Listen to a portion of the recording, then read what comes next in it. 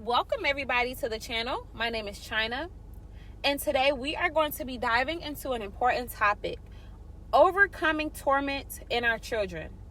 If your child is struggling with fear, confusion, emotional pain, I need you to know and understand this. God has already given you the authority as the parent, as the guardian, to overcome. You are not alone in this battle, and through God's word, you can bring and have peace in your home. So let's start with the definition of torment. Torment is the enemy's tactic to disrupt peace, targeting your child's mind, targeting your child's emotions, and their spirit. And these things can manifest as nightmares or night terrors, anxiety, fear, phobias, feelings of rejection, loneliness, and worthlessness.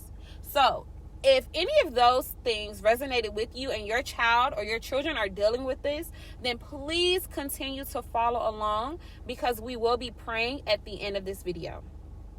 So we are going to take a look at John 10:10.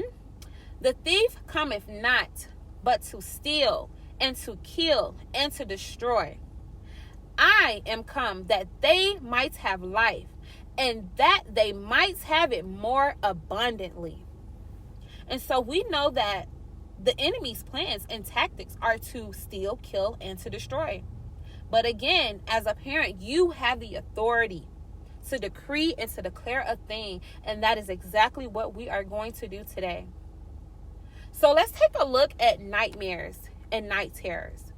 That looks like your child waking up crying, fearful.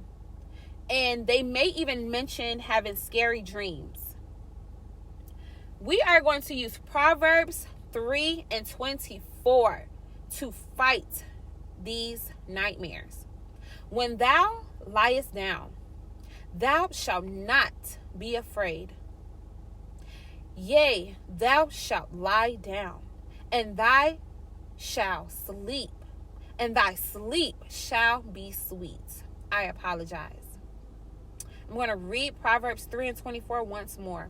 When thou liest down, thou shalt not be afraid. Yea, thou shalt lie down, and thy sleep shall be sweet. Next, torment may come with hearing disturbing voices and confusion. Now, whether or not you as the parent are hearing the voices that your child hears, that is okay. We must pray and war against these voices that your child is hearing. And for this, we are going to use 2 Timothy 1:7.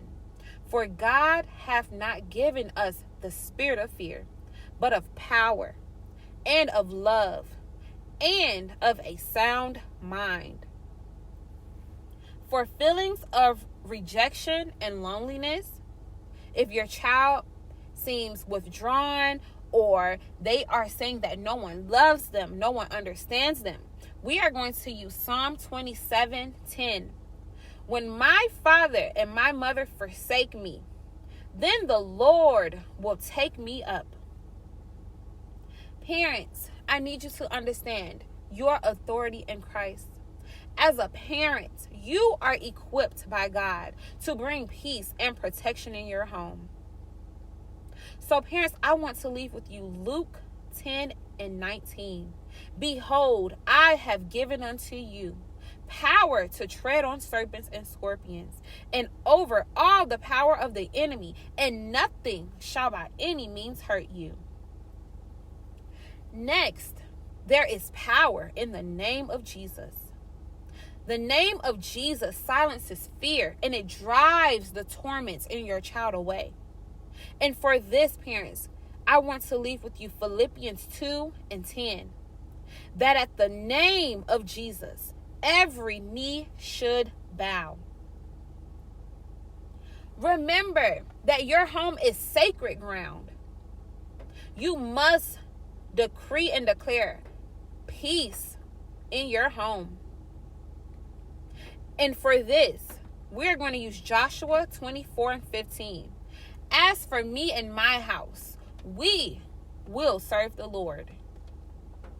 And last but not least, we are going to use the word of God as your weapon. You must speak scripture over your children every single day. According to Psalm 27:1, the Lord is my light and my salvation. Whom shall I fear? And according to Isaiah 54:17, no weapon that is formed against thee shall prosper. These are the scriptures. These are the weapons that we use for our children every single day. Now we are going to get into our prayer. Please, parents, remember to pray this with your child.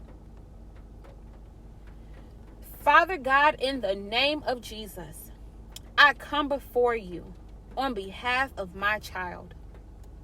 Your word declares that no weapon formed against us shall prosper, and I stand on that promise. I bind every spirit of fear, every spirit of torment and confusion that seeks to harm my child. In the name of Jesus, I command every attack of the enemy to cease and leave my child right now.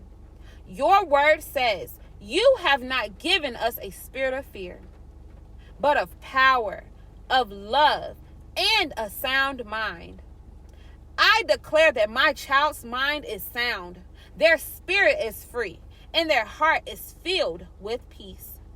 Lord, I plead the blood of Jesus over my child from the top of their head to the soles of their feet.